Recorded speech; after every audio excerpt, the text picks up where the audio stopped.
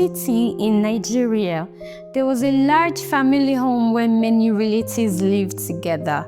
The person in charge was a woman everyone called Aunty Bisi. Aunty Bisi was a very kind and loving woman. She would do anything for her family. But she had one big problem. She loved to give advice. She gave advice about everything, all the time, even when nobody asked for it. She truly believed she always knew what was best for everyone. Living in the house were her nephew, Emeka, his wife, Ngozi, and his younger sister, Ada. They loved Aunty Bisi, but her constant advice was making them tired. Emeka wanted to open his own barber shop. Aunty Bisi told him, "That's a silly idea. You should sell wheelbarrows instead." Ada was planning her wedding. Aunty Bisi told her, "Your wedding dress is not right. You should wear one of my old dresses from the 1970s. Ngozi loved to cook, but whenever she made soup, Aunty Bisi would taste it and say, "This is wrong. You used the wrong kind of fish. The soup is not happy." One evening, Aunty Bisi heard them talking. They were complaining quietly about her advice. This made her feel very sad and a little angry. She walked into the room and said, "So you think my advice is bad?" They were all silent and looked at the floor. "I have an idea," Aunty Bisi announced. "For 1 week, you must do everything I say. You will follow all my advice, then you will see that I am right and our family will be perfect." Because she was their elder, the family had to agree. The strange and difficult week began. On Monday, Aunty Bisi took Emeka to the small shop he was building. "No barber shop," she said. "This will be a small food store." She made Emeka buy hundreds of tins of milk and stack them in a giant tower in the middle of the shop. "This will show people you have plenty of goods," she explained. On Wednesday, Aunty Bisi took over the wedding plans for Ada. She made Ada try on her old heavy velvet wedding dress. It was very hot and uncomfortable. Then she told the wedding cook how to make a special kind of rice. The problem was, Auntie's recipe always turned the rice a funny purple color. She also insisted that Ada and her fiancé learn a very difficult and silly-looking dance to perform at the wedding. On Friday, Aunty Bisi decided to reorganize the entire kitchen.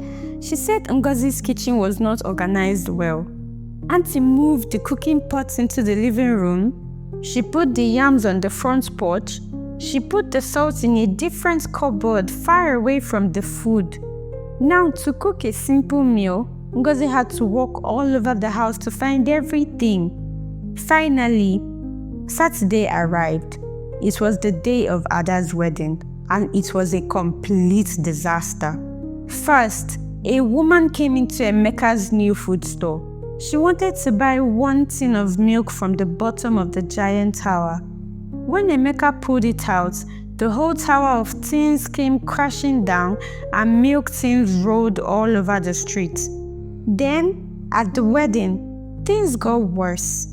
Ada was very hot in the heavy old dress. When the food was served, nobody wanted to eat the purple rice. When it was time for the special dance, Ada and her fiancé tried their best, but they tripped over each other and fell down right in front of everyone.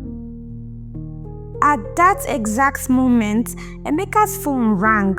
It was his neighbor from the market shouting, "Emeka, come quick, your shop collapsed."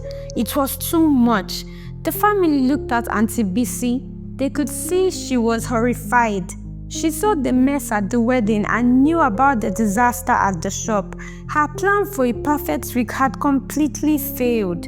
Tears came to her eyes.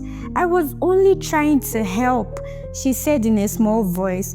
Her family gathered around her. They were not angry. "We know you love us, Auntie," Emeka said kindly, "but we don't need you to fix our problems for us. We just need you to support us while we try to fix them ourselves." "We need you to be proud of us, not to control us," said Ada. Aunty Bisi finally understood. She had been so busy telling everyone what to do that she had forgotten to just love them for who they are. After that, everything changed for the better. The wedding was still remembered as the funniest in the village's history. Emeka cleaned up his shop and turned it into a very successful barber shop.